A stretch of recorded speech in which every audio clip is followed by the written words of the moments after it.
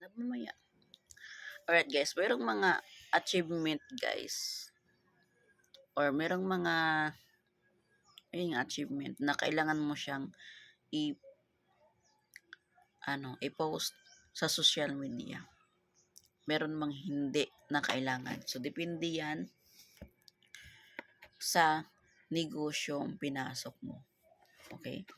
Depende kasi yan guys sa negosyo na kung ano may negosyo ka. So, kung meron kang negosyo guys na hindi naman kailangan ng i-post sa social media or hindi kailangan ng ng approvement ng mga taong belong din sa negosyong pinasok mo. So, wag mo na i-post kasi nga para ka lang nagyayabang doon. Para ka lang nagpapayabang lang. Ano yun pa?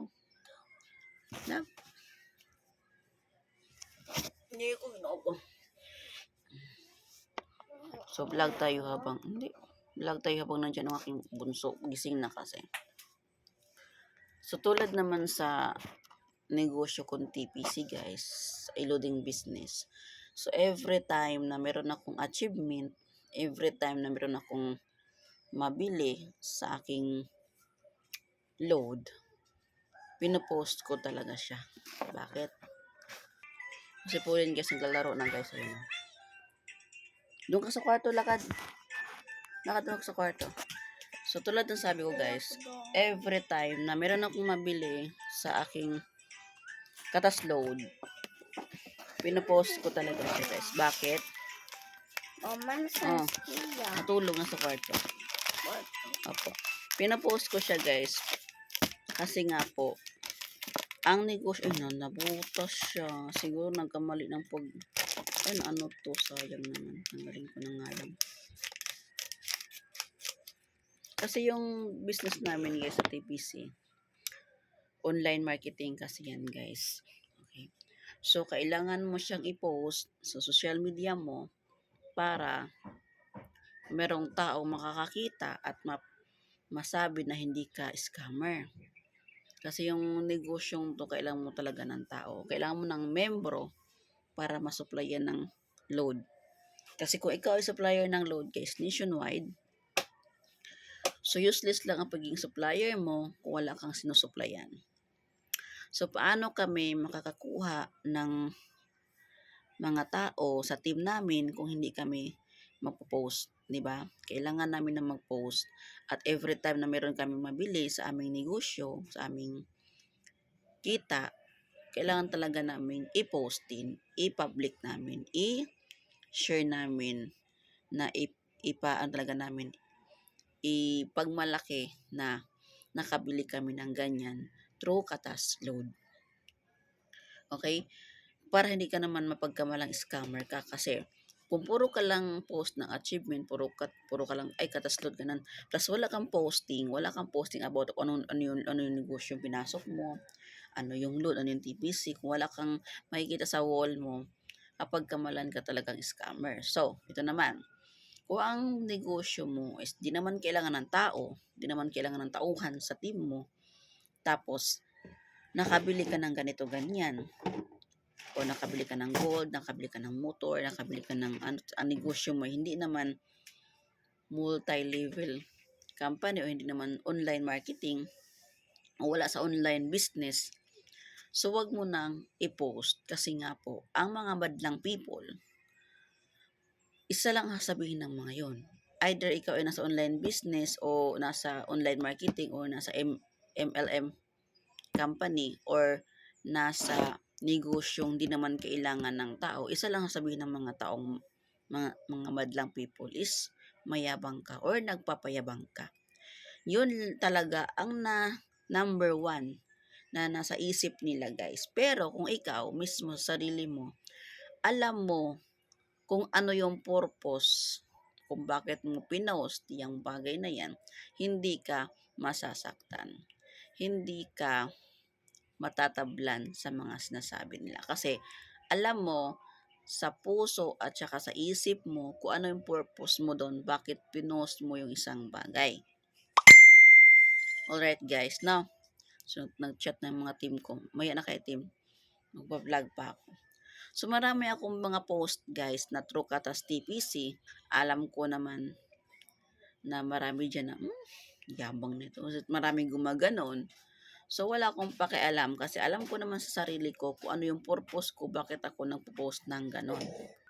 So, meron akong masugid na customer. Tinanong niya kung nagbablog ba daw ako. Sabi ko, So, anyways, flex ko lang aking sa si Lady guys na lipstick. No? Ang ganda nito.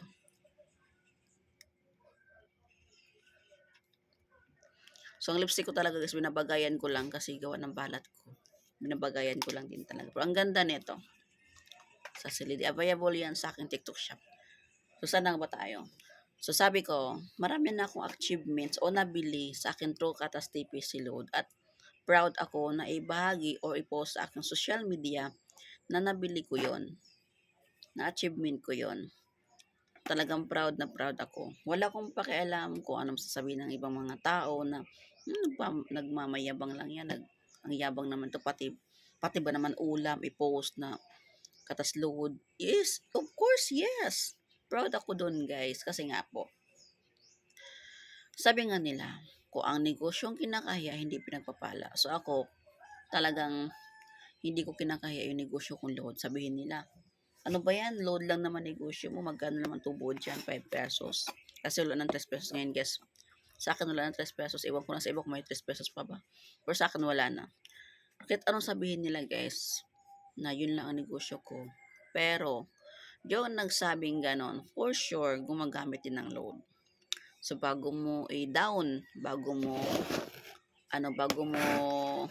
kutyain, or bago mo,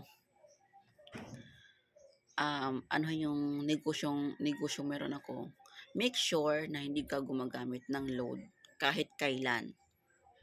Kasi alam ko, once na meron kang cellphone, gumagamit ka rin talaga ng load. So, huwag mong sabihin na yung wifi mo, dadala mo pa rin kahit sa kang pupunta. Siyempre, hindi, di ba? Ang wifi, pang bahay lang yun, pang opisina lang yun. Pero kung lalabas ka na ng bahay mo, lalabas ka ng opisina mo, so wala ng wifi. So, magpapaload ka pa rin. So, wag mong ismulin yung aking negosyo kasi yung negosyo ko guys, marami na din talagang yumaman dito. Isa na ako doon siya. Siyempre, meron akong mga katas na mga load, meron ako na-invest, hindi ko na sasabihin kung ano. Sabihin na naman ng yabang naman ito. Pero kung ang negosyo mo is tindahan lang, hindi na kailangan ng tauhan. Kasi yung negosyo guys, kailangan ko ng tauhan. Kailangan ko ng mga taong kasali sa team ko para masuplayan ko sila ng load. Okay? So, ayoko din kasi na supplier ka ng load tapos wala kang tutulungan. Ang purpose kasi namin dito guys sa TPC is makatulong sa mga tao na gusto rin kumita sa load. Okay? Hello, wag kang mag-focus diyan sa mga kaibigan mo, sa mga kamag-anak mo, kapatid mo, mga kapitbahay mo. Hindi naman sumusuporta sa iyang mga yan, uutangan ka lang. Hindi susuporta. Oo, magla-like yung mga yan, magko-comment yung mga yan, pero sasali, never. Masasaktan ka lang. Sa mundo ng guys, pag ninegosyo, lalo na kung ang negosyo mo is online marketing, wag mo asahan nasasali sa yung mga kapitbahay mo, yung kaibigan mo, yung kamag-anak mo, kapatid mo. Merong sasali pero hindi talaga lahat. Siguro sa 10 tao, merong isa at hindi pa yun mag-continue guys. Meron dito sa amin, no? Sa amin. May ilang mga tindahan dito guys na ako susupply dati. Pero ngayon, huminto na sila. Bakit? Kasi ang mindset kasi ng Pinoy guys pag nakita na kasi nag-show up na yung tao, nagle-level up na yung tao, titigil yan sa'yo. Hindi na sila magpapasupply sa'yo kasi akala nila yumayaman ka doon sa pera nila. Tulad ng ibang tao sa amin, sa mga kapitbahay namin. Every time na may gathering dito guys, no, inuman, ganun, kasiyahan, hindi yan bibili ng alak sa amin guys. Hindi yan bibili. Doon yan bibili sa malayo kasi nga po sa amin hindi naman prepas ang presyo, medyo mahal. Kasi benta na 10 piso, ganun, mahal 5 piso, ganun. Siyempre maghanap sila ng mura, pero yun nga lang malayo. Pero kapag yan mga yan mabitin sa pag-iinom, sa akin uutang. Pero hindi ko pa pautangin, no, siyempre. Ano kayo, sa iba kayo bibili, sa akin kayo utang, ano kayo, hello? Gano'n lang kasimple guys, ang mundo ng negosyo. Ang susuporta talaga sa iyo guys is yung mga strangers lang sa online marketing. Ang unang suporta o susuporta sa is yung mga taong hindi ka kilala. Okay? Pero yung taong kilala ka, yung buong buhay mo kilala, araw-araw ka nakikita, hindi yan susuporta sa iyo guys. Magla-like yan, oo. Magko-comment yan, oo. Pero suporta sasali sa negosyo mo, hindi. Masaktan ka lang. Ayun nga, masasaktan ka lang. Kaya ko sinasabi guys na bakit kailangan mong mag-post kung meron kang negosyong katulad ng negosyo ko sa online marketing guys, online business or yung TPC nga. Kasi walang sasali sa'yo pag mag-ano ka lang mag-focus ka lang doon sa mga kamag-anak mo, sa kapitbahay mo. Walang sasali sa mga yan. So, kailangan mo siyang i-share o i-post sa iyong social media, Facebook, kasi nga po meron sasali diyan. May nagma-message sa posting. So everyday ka dapat may post sa negosyo mo, hindi lang po patay sindi. Dapat everyday merong makikita mga tao na ano kaya kasi mga tao kasi guys, maku-curious yan eh. Kunyari, makabili ka ng kotse, char. Kunyari, makabili ka ng motor, makabili ka ng gold. Tapos may nakalagay yung hashtag katas load. Hashtag katas TPC load. Maku-curious yung mga yan eh. Ano kaya yun? Ano kaya to? Kasi ako ganun din eh. So, magsa-search yung mga yan. Ano kaya to? Ito pala. Tapos, itatap nila yung profile mo. Titingnan nila yung profile mo kung ano yung negosyong pinost mo. Kasi lalo na doon, kung mahilig kang sumali sa mga share group, okay, siyempre, ipopost mo doon, share mo doon. So, pag tap nila sa profile mo, kung wala sa nakikitang posting about sa pinopromote mo doon sa page nila, so isa lang sasabihin ng mga yon, ikaw ay isang scammer. Okay? Kaya nga po sinasabi ko sa inyo, ang achievement guys, depende siya sa negosyong pinasok mo. Okay? Kung dapat ba siyang i-post o hindi. Sa akin naman, sa side ko, dapat ko siyang i-post kasi nga po, through katas load, kailangan ko din ng mga tao. Okay, so negosyo ko nasa online marketing. So, kailangan po talaga ng mga tao. So, kung i-stock mo yung profile ko sa Facebook ko, makikita mo yan, ang dami-daming posting sa TPC, ganun. Magsasawa ka. Meron pa diyang video na nakapin pa yan. So, ito yung di naintindihan ng mga tao, ng mga madlang people, na lalo na doon kung sarado ang utak mo. Okay? Tatanungin na i-question nila yan sa isip nila, pati ba naman yan ipopost, pati ba naman ulam, pati ba naman nakabili ng cake, pati ba naman nakabili ng ganito gayan, post kasi katas load daw. Why not? Di ba? Tuwan-tuwa nga ako pag kumita ako sa load eh. Tuwan-tuwa nga ako dun eh, kaya makabili ako ng isda, makabili ako ng karne, pero katas load, why not? Oh, ba't ka mahiya? Hindi ako nahiya. Yun ang sasabihin ng iba, grabe naman, pati ba naman ipopost? Pakin nyo. Ba-post din kayo. O, katas sugal, ganon. Katas tong 8, ganon. O, ano pa ba? Katas scatter, ganon. O, ano pa ba? Katas bingo. Ano pa ba yan? Ano pa ba yung mga sugal-sugal na yan? Yun. Wala akong alam sa mga sugal, kasi hindi ko man pinasok yung mga yan.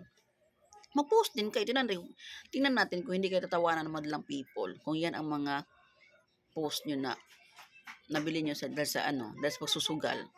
Even sugal nga ngayon, pinopromote na ng mga artist, ng mga bigating vlogger. Ako pa kaya, hindi sugal yung pinopromote ko. Load yung pinopromote ko. Ba't ako mahihiya? Diba? Yan sinasabi ko sa inyo guys, no?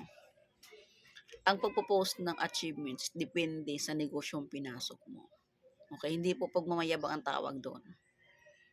Kaya wag niyo isipin o wag niyo sabihin na lahat ng achievement na pinopost nakikita sa mga tao, nakikita niyo sa social media is nagmamayabang o nagyabang lang. Hindi ganoon 'yun.